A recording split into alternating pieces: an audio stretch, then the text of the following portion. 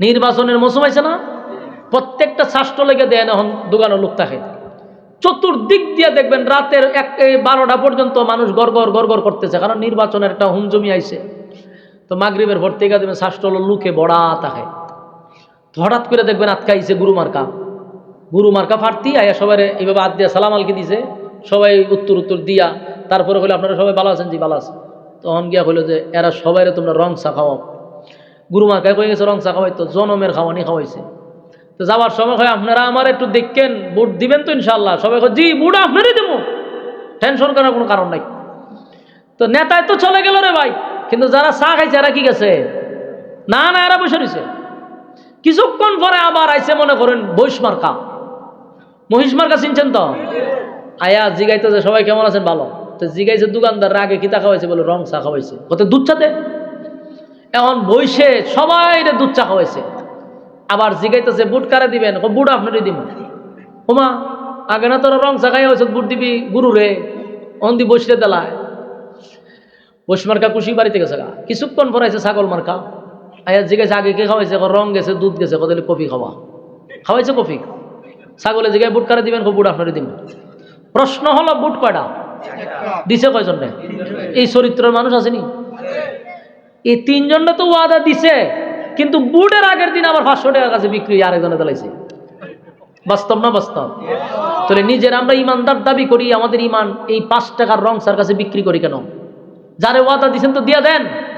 আপনি হেরে আশা দিয়ে ভোট দিবেন আরেকজন, এটা একটা চরম পর্যায়ের মুনাফিকি। আপনার তো ইমানের সন্দেহ আছে আপনার। এই জন্য এই খাসলত পরিবর্তন করতে হবে। আপনাদের কারণে নেতারা নষ্ট হয়। নেতারা নষ্ট না, নষ্ট আমরা করি। আমরা আগে ইচ্ছা মতো নেতারা তে খাই, এরপরে নেতারা খাওয়িন না বানাই। প্রত্যেকটা নেতার আগে খাওয়ায়, এরপরে এরা জনমের মতো খায়। এমন খাওয়া খায় 16 বছর পর্যন্ত খাইছে। ওই এই যে আপনার এই ক্যান্টনমেন্ট থেকে ব্রাহ্মণবাড়িয়া পর্যন্ত যে রাস্তাটা গেছে, পৃথিবীর ইতিহাসে এমন রাস্তা আর কোন জায়গাতে আছে কিনা আমার সন্দেহ আছে। মাগমা এই রাস্তা দিয়ে আইলে পরে গাড়িয়ে কথা কওয়া শুরু করে দেয়। হ্যাঁ সর্বনাশ। আপনারা বিশ্বাস না হলে যাইয়েন, খালি ব্রাহ্মণবাড়িয়া পর্যন্ত যাইয়েন, জীবনে আমরা 7 মিনিটে যাবো গা। আমরা যাই 3 ঘন্টা 4 ঘন্টা সময় লাগাই আমরা এই রাস্তাটা দামন লাগে। জায়গায় গাড়ি একবার উপরে যদি উন্নয়ন, নিচে নামে উন্নয়ন, আবার সাইডে যায় উন্নয়ন, এদিকে গেলে উন্নয়ন। ওরে বাপরে বাপ, 16 বছর তো উন্নয়ন গেল কইরে। খালি সাবা উন্নয়ন করছে। সারা পৃথিবীর মধ্যে এই রাস্তা দেখলে তুই বুঝা লাগবে মানুষ এই দেশটা আমেরিকা পর্যন্ত হইতে গেছে গা। কারণ এক রাস্তার মধ্যে পুকুর থাকে, রাস্তার মধ্যে সুইমিং পুল থাকে, রাস্তার মধ্যে খাল থাকে, বিল থাকে। এত কিছু একটা রাস্তার মধ্যে থাকলে এই রাস্তা দেখার জন্য তো ইউরোপ কান্ট্রির থেকে মানুষ আসবে। বাস্তব না বাস্তব? কত বৈচিত্র্য এই রাস্তার মধ্যে পাওয়া যায়। সর্বনাশ, দেখার জন্য মানুষ আসবে। একই জায়গাতে আপনি সব পাইতেছেন। তো এইরকম বুলি কেন দিছে? উন্নয়ন করব, কিন্তু জনগণের সবকিছু নিয়ে 16 বছরে রাস্তাঘাটের কিচ্ছু হইল না। আবারও এইরকমই হবে যদি আপনারা এখন থেকে যদি সচেতন না হন। আমরা খাবো না, কাউরে দিব না। যদি তোরে বিনা টাকায় ভোট দেয়, তুই জনগণের কাজ করবি, তোর তে খাইতাম না। আর যদি খাইয়া অভ্যাস করেন, তো বেচারা কিতা করতো? বেচারা তোরে খাওয়াইতাছি পরে খামো। এমন খাওয়াই খা যে ডেলিভারির রোগী হইলে পরে রাস্তাত মারা যাবি, তোর হসপিটাল নিতে না। বাস্তব বলছি না বাস্তব? সারাটা জীবন আমরা কপালটাই গেল এরকম ভাবে, আমরা জীবনে সুখ আসবে না। আর আমার বক্তব্য হলো, সুখ কখন আসবে? এই প্রজন্মের কাছে বুড়া গুলারে দিয়ে আর কাজ হবে না। এখনকার প্রজন্মের হাতে, যুবকদের হাতে দেশ তুলে দেন, এই দেশ উন্নত হবে। বুড়া খাটাস দিয়ে দেশ উন্নত হবে না। উঠাইছেন না, এখন বসাইছেন না, আবার এতগুলা রক্তের বিনিময়ে বসাইছেন না, সব বুড়া খাটাস গুলা বসে, অপদার্থ গুলা দায়িত্ব নিছে। কোনো ফায়দা হয়েছে দেশের? কোনো ফায়দা হয়েছে? 16 বছর একজনে জ্বালাইছে, মাইনা নিলাম। ওখান কি আপনারা আরামে আসেননি? না আমরা সুখ শান্তিতে আছি? আমরা নিজের নিরাপত্তা নিয়ে এখন আমরা চিন্তিত আছি। রাস্তা দিয়ে মানুষ গুলি করে মাইরা, রাস্তাঘাটে খুন খারাপি হচ্ছে, ওপেন মানুষকে মারতেছে, গুলি করে হত্যা করতেছে, ঘরের ভিতরে মানুষ মারতেছে। এই গোটা 1-1.5 বছরে যেই পরিমাণ খুন হয়েছে, আপনি টান দেয়া দেখেন না যে কোন জায়গা পর্যন্ত আমরা গেছি। এই জন্য আগামীর যুবক ভাইদেরকে বলছি, দ্বিতীয়বার বাংলাদেশ স্বাধীন কোনো বুড়া খাড়া সে করছে না, দ্বিতীয়বার স্বাধীন যুবকরা করছে। যুবকরা আগামী দেশ যুবকদের হাতে দেন, এই দেশ উন্নত হবে। এই সমস্ত টেম্পারলেস লুক দিয়া কাজ হবে না। এরা শুধু আমাদেরকে আশার বাণী শোনায়, কিন্তু এরা নিজের তো নিরাপত্তা নাই। আল্লাহ হেফাজত করুক। আমি সম্মানিত শুধু এই জন্য বারবার বলছি, ইমান বিক্রি করবেন না। 5 টাকার রং সার্কাস ইমান বিক্রি করবেন না। আল্লাহ বলেন 2টা গুণে গুণান্বিত হইলে আমি জান্নাত দিব, তা আপনি ইমান দিয়ে বিক্রি করে লাইলেন, তার জান্নাত দেবেন কেমন? আমি আপনি জান্নাত পাবো তো ভাই 2টার বিনিময়ে, এর মধ্যে একটা কি? ইমান।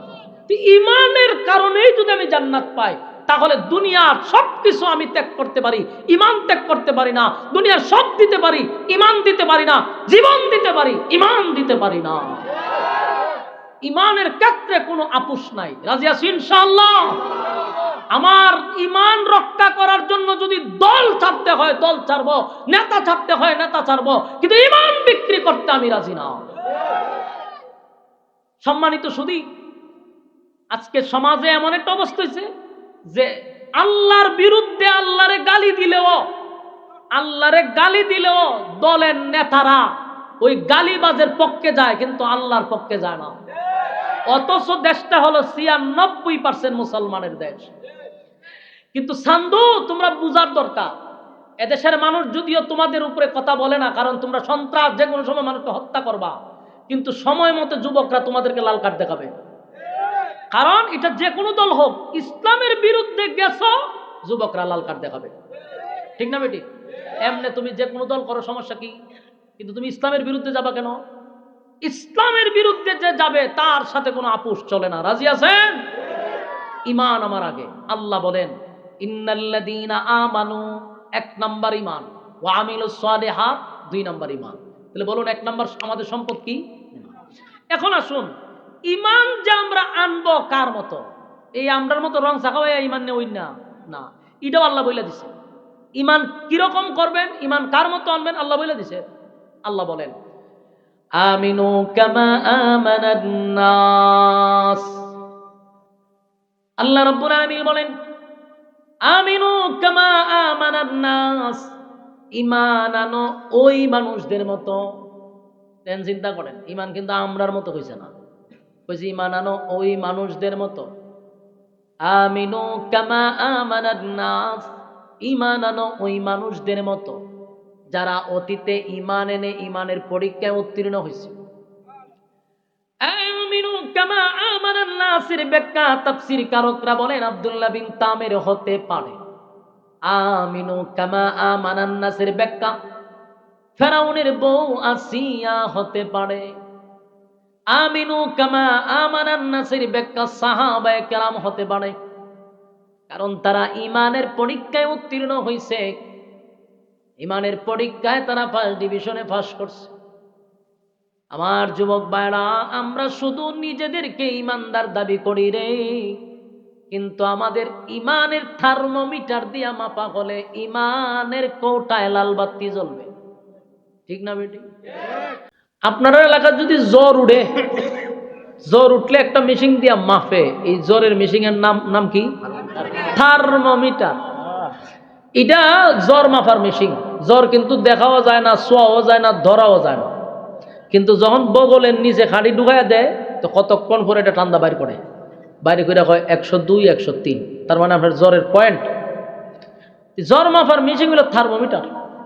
আল্লাহ যদি ঈমান মাপার মেশিন পাঠাইতো আমরার কাছে, কি দরবারটা লাগতো? ঠিক নেই? বক্তায় আমি আইসি ওয়াজ করবার লেগে, তখন কি তো জানেন, হয়তো হুজুর ওয়াজটা পরে করবেন, একটু রুমে আসেন। গেলাম রুমে, হুজুর বগলে নিচে ডালকে দেন, তো দিলাম আলগি, টাস করে খাটি ঢুকায়, হয়তো হুজুর একটু নীরবে দাঁড়াইতেন, লইরেন না। তো কতক্ষণ দাঁড়ানির পরে ঠান্ডা বাইর করতো, বাইরে হয়তো হুজুর লজ্জার কথা কই হইতাম, ঈমান তো আপনার জিরো, আপনি কেমন ওয়াজ করবেন, বাড়ি যান গা। বাস্তব না বাস্তব?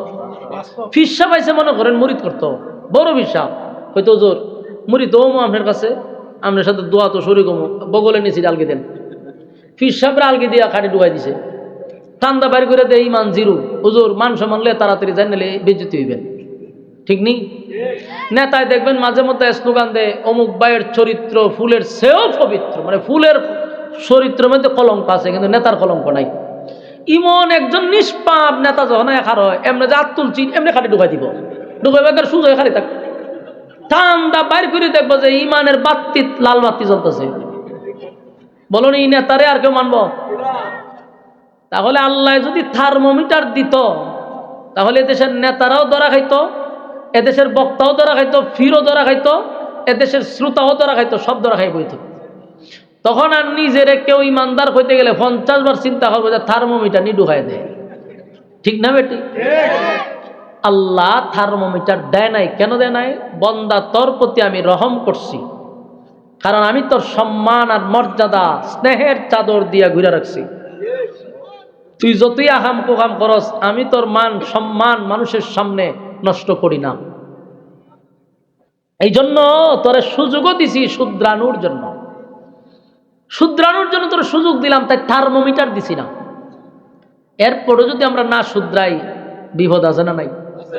এখন আসুন তাহলে এতক্ষণের এক্সাম্পলে আপনি নিজেরা দাবি করেন পারবেন না ইমানদার, কারণ আমরা সকলেই দাবির বেলায় ইমানদার, কিন্তু কাজের বেলায় যদি মিটার থাকতো তাহলে ধরা পড়তাম।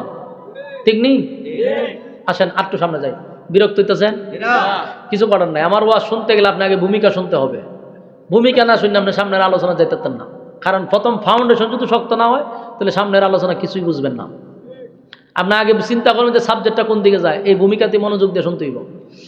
এখন দেখেন, ইমান দাবির বেলায় সবাই আমরা ইমানদার, কিন্তু আমরা কাজের বেলায় যে কতটা দুর্বল দেখেন। বর্তমান এই সময়ে 5 টাকার কাছে আমরা ইমান বিক্রি করি। একটা রং ছাকা হইলে আমরা ইমান বিক্রি করে দিই। ঠিক নেই?